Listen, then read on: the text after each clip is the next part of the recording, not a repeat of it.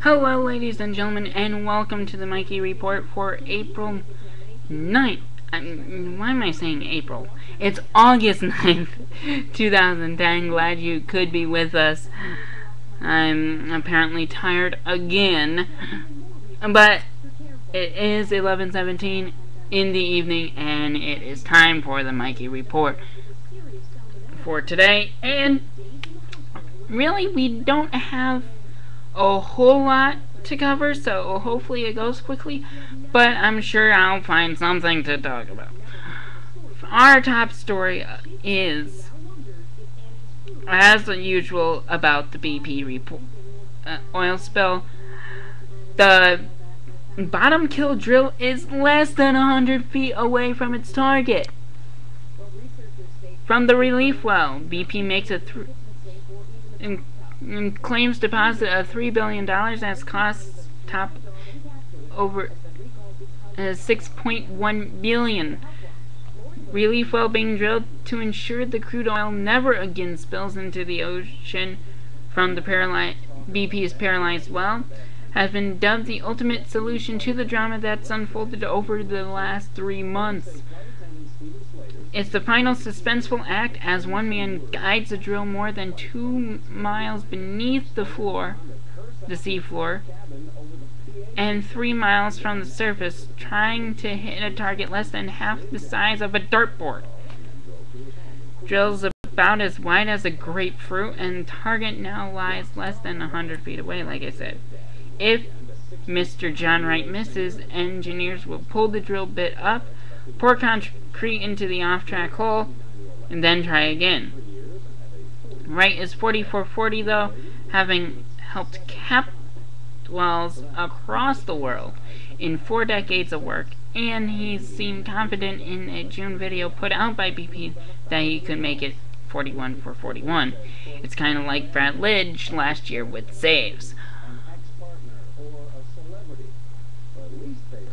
So, out of 40 relief wells I've drilled, we've never missed yet, Wright said. I've got high confidence we'll take care of this problem as soon as we can get there. So that is definitely a big plus for what we'll hear. Pentagon belt tightening will cut jobs. Robert Gates, the defense secretary, said Monday that tough economic times require that he shutter a major command that employs some 5,000 people around Norfolk, Virginia, and begin to eliminate other jobs throughout the military. That does not sound good. And in international news, 337 have died, 1,000 are missing in a massive mudslide in China. Rescuers are armed with little more than shovels, not much, as they search for possible survivors from the 1,000 missing after the mud engulfs. Former Vice President Dick Cheney has been released from a hospital, probably more heart complications with him. And a lot of other news as well.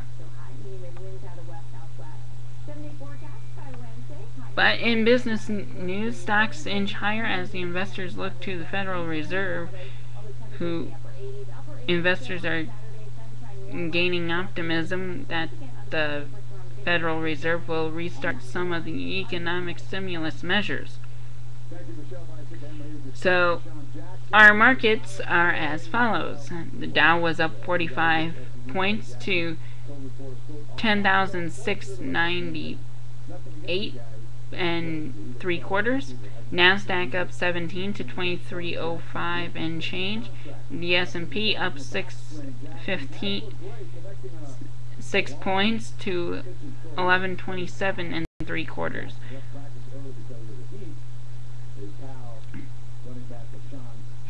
And gas prices are likely to hold steady through August. Right now we're looking around to national average for a gallon of unleaded is $2.77, 3.9 cents higher than a week ago and 13.1 cents higher than a year ago. Right now around this area it's about $2.69.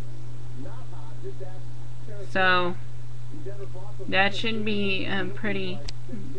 Cost of oil rallied last week, but impact is likely to be offset by the supplies. So we should be pretty decent with everything lately. And now we will head to our local forecasts that we normally cover.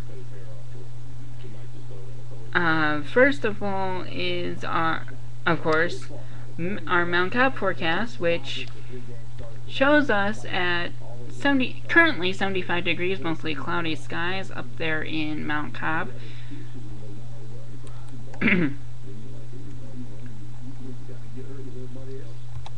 We're looking at possible isolated thunderstorms tonight, a low of 64. Actually, it's 73 right now. Isolated thunderstorms tomorrow, 86 degrees, only a 30% chance, so highly unlikely. Mostly clear skies tomorrow night, high of 63 degrees. I mean, the low is 63 degrees.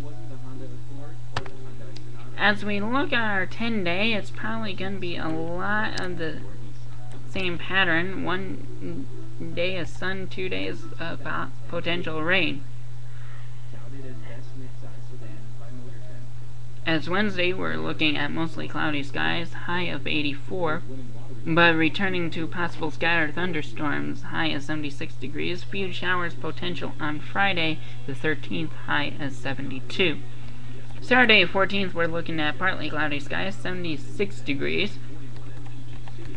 Sunday, we're looking at showers, 78 degrees. Monday, isolated thunderstorms, 79 degrees. Tuesday, the 17th, we're looking at 77 degrees, partly cloudy skies, and Wednesday, the 18th, 77 degrees and sunny. So really not a huge threat of weather, but it's considerable. But there is a pollen alert for the area of Mount Cobb Lake area. It is going to be high, so make sure if you're allergic you get your Zyrtec and whatever else you need in the way of allergy medication, or if you do take any, or if you take over-the-counter Claritin or Benadryl, make sure you get that in you so you are not suffering. But we transition hopefully and quickly to our forecast down here in our Phoenixville studios. We're looking at 81 degrees, but it feels like 83 with the humidity. 71 degrees, partly cloudy skies. We're looking at some pretty high temps. 94 degrees tomorrow. And tomorrow night we're looking at 73 degrees. Really no chance of rain. Winds out of the south-southwest throughout tonight at 4 to 6 miles an hour. Winds tomorrow, wind west-southwest at 7, and then tomorrow night winds out west-northwest at 5. As we go to our 10-day, we are looking at some pretty consistent weather with our other forecast, with our Mount Cobb forecast, just slightly different. Partly cloudy on Wednesday, high of 93 degrees. Thursday, scattered thunderstorms possible, 40% chance, 82 degrees. Friday, as that cold front continues through Thursday into Friday, that showers are likely, 78 degrees.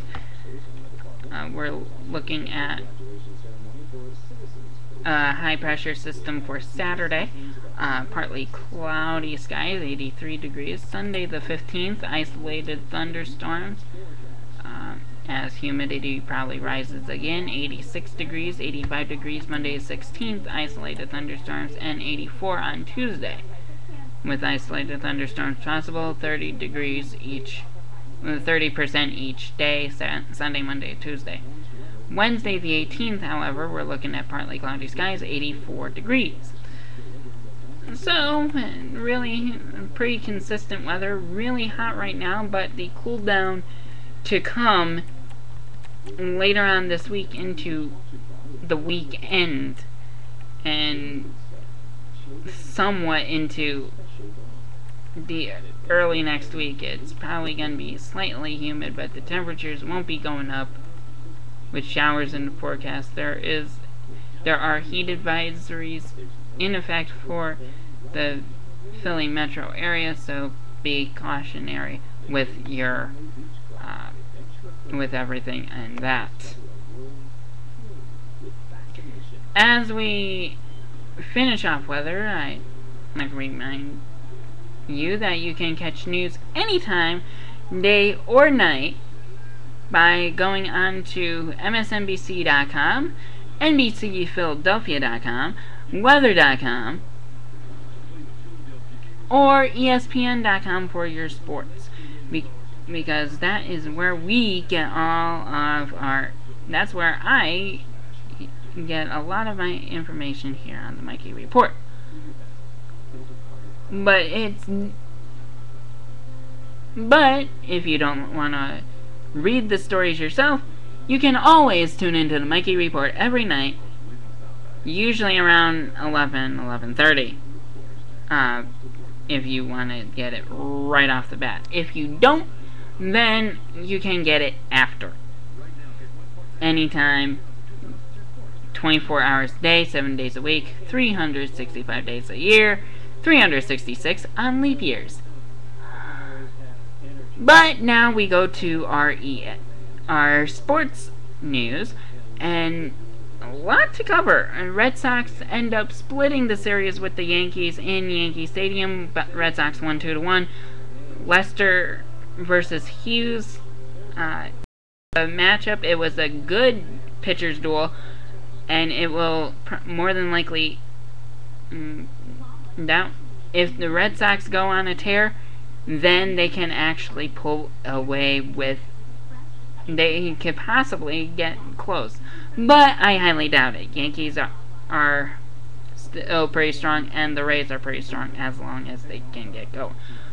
Okay, speaking of the Rays, Tampa Bay beat Detroit 6-3, so they are...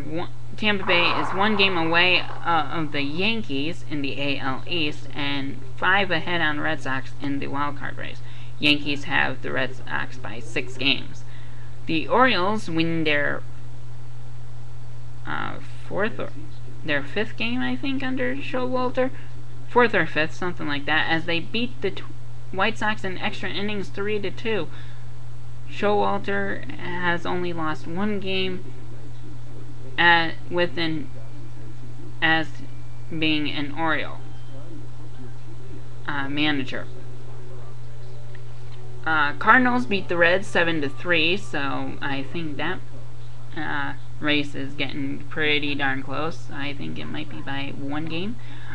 Right now, Obama, the 10th base is loaded for the Brewers. It's 7-4 Diamondbacks.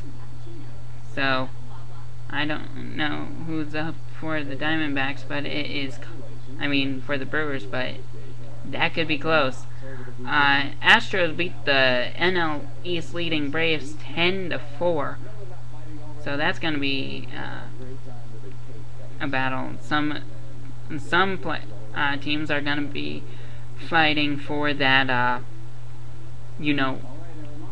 know what I'm talking about, that spoiler role. Quickly, Jets owner Woody Johnson is doubtful that Darrelle Revis will play for the Jets this season, and Hainsworth actually completes a full practice. More info on ESPN.com, including Ilya Kovalchuk's contract being voided by arbitrators. So That's it for the Mikey Report for tonight. I am Mikey Edwards saying good night.